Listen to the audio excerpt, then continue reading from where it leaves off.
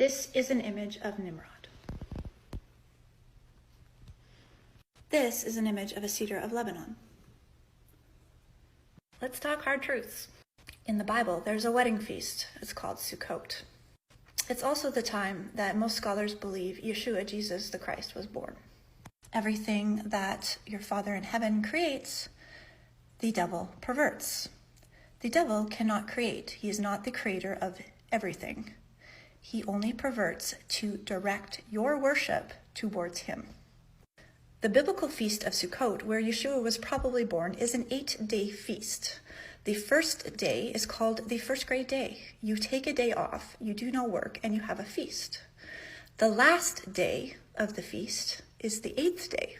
You take a day off, you do no work, and you have a feast. Christmas and New Year's is an 8-day feast.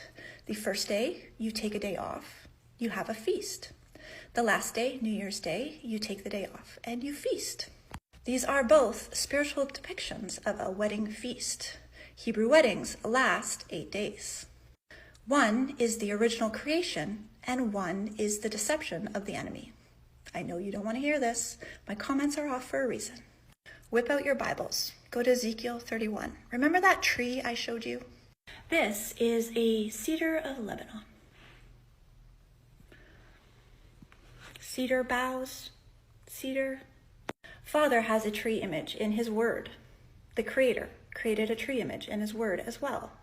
And it is the one that depicts Yeshua coming down and lighting up a menorah tree. This tree has 7 branches, symbolizing the biblical feast. One of those feasts is the Feast of Sukkot. The middle branch, or tallest part of this menorah tree, is Yeshua, salvation. And it's also representative of the Sabbath. This year, Nimrod's feast is falling on Sabbaths. So the 25th is a Sabbath day, and the 1st is a Sabbath day. Our Creator's design for his biblical feasts include lamp and oil. Notice how there's a taller part of the menorah.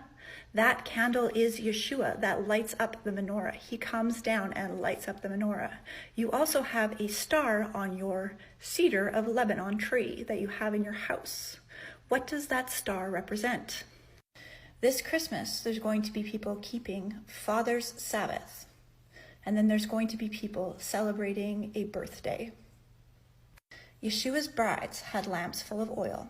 They didn't have cedar boughs. Choose this day who you will serve. Come out of her